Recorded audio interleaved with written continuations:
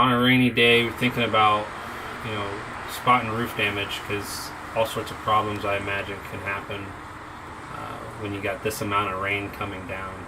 It seems like a light rain, but over time, so right here, what causes that water leakage? Well, what happened was when they installed the shingles, somebody tore that roof off. They took the spotting down while they were doing the roofing, and then when they started to re-roof again, they didn't use a pitch gauge. And so what it did was it got out of kilter a little bit, and it allows the water to go over the edge. And what has to be done is they have to take those old straps off and put what's called vampire straps underneath the shingles again, so we're not nailing through the shingles. And then with the new pitch gauge, we'll get the right amount of flow that you'll never have that water coming over the top again. What type of damage can happen from water coming off the spout like that? Out there on that porch, not a whole lot because it's up on a little bit of a hill. But if it was a more level ground, you could get it going down into your basement. That would eventually create issues in there. But because of the situation where it's at, it's not going to be anything that's going to be damaging to the house right now. Okay, It's just so, inconvenient. what's this discoloring on the roof? What causes that? Well, that's because that shingle is a shingle that's bought at a big box store like Menards, Home Depot, Lowe's, and they buy a cheaper grade shingle, and that's an iron oxide granule, which allows, it's like a dye coating on the granule. And what it does after a certain amount of years of age, it starts to degenerate, and the streaking is kind of planned by the manufacturer, so they let people think that they need a new roof, where in reality, most of the time they don't. And then the spout in the bottom corner. Is that supposed to be like that? Because it looks like... No, there should be an extension going to the other gutter. You should never have it go direct on the shingles themselves, because it can cross siphon underneath the shingles and create a leak. Is that just somebody that did that job cut a corner, or did they just get knocked off over time? It could be either one of those. Who knows?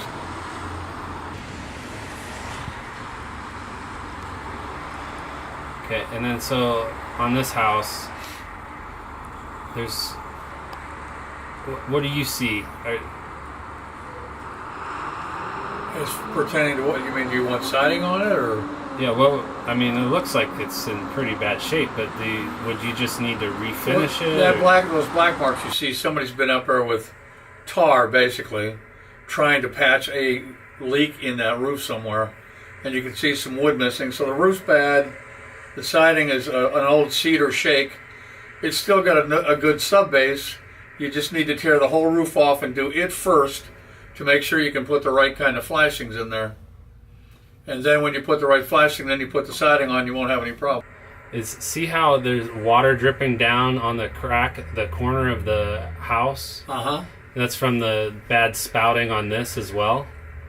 And does that leak in and rot over time? Oh, it will definitely rot, yes.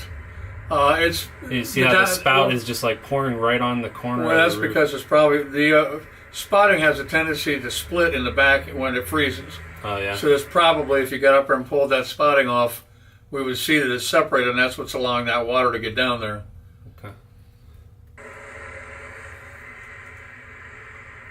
So move on to the next house right down the road. It looks like there's some decoloring here, but the roof looks like it's okay to me. Do you see anything? Well, I would have to get out there and look at it myself. But like down here at the bottom, it looks like shingles missing, and some of it's raised. Well, Well, again, it looks like they have what's called fish mouthing. After they get so old, they lose their asphalt content, so they lose their waterproof ability, and the shingles lift, and that's why they call it fish mouthing for some reason. But the discoloration could be from smoke coming out of that chimney and landing on the shingle. It could be from a tree behind it. But looking at the video doesn't help me. I need to go out there and look at it with you, and we can figure out what's going on. Yeah, so like on both of these roofs, the one on the right, you can see where it looks like water soaked in to the shingle. Is that what that is? Well, actually, those are older shingles, so they would have an organic base to them. And the organic base is kind of like a T-shirt when they run them through the mill and they're making the shingles, and then they put asphalt on each side. Well, when the asphalt contents burn out of the shingle, that gets you down to the organic base, and that's sort of like a sponge. So yes, it absorbs water and it'll start rotting the wood. Okay. Then down here, what is that? That's bad flashing. They didn't do it right. And then the raised little bits, is it like wind can blow that off? In the position that roof's in, it'll be a little harder, but yes, that can happen. Then you got some straps you can see that are loose on that roof. That means that the wood underneath those straps is probably getting a little soft. And that's obviously, this is a roof where you understand why you would want leaf-proof gutter guards. Well, with that debris in there, absolutely. So you never have to climb up there and clean it, which I wouldn't want to climb up to that either. No, once we put that gutter guard in, it's guaranteed for the life of the structure, 100% labor, material, and accessories, and you'll never have to clean it again. And we've been doing gutter guards for about 22 years, and we've been doing roofing for 51. But gutter guards really weren't popular until about 22 years ago.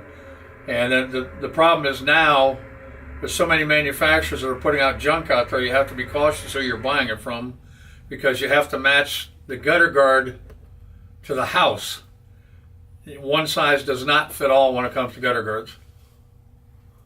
So you need somebody that knows what they're doing. Otherwise, you're going to have all sorts of issues. Well, you can create more issues if you do it the wrong way. Like the first house that we looked at, where those people didn't know what they were doing. They didn't do it at the right angle. Right. It's the same thing with gutter guards. Actually, It's worse with gutter guards because you got more chance of something blocking, pushing more water towards the foundation of the home, and that's why you want to do it right the first time. Right. And that's what we do, is we get it right the first time. And then this last house here, what do you see? Just a bad job. It was a bad installation. They didn't nail it properly, and those were really cheap shingles. So that one really needs redone again. And they didn't even put new flashing on. What that picture just showed was tar, which is the worst thing you can do. Right around the chimney. Right around the chimney. Yeah. Wow. All right. Well, thank you. Good. Yeah. Cool. This is interesting.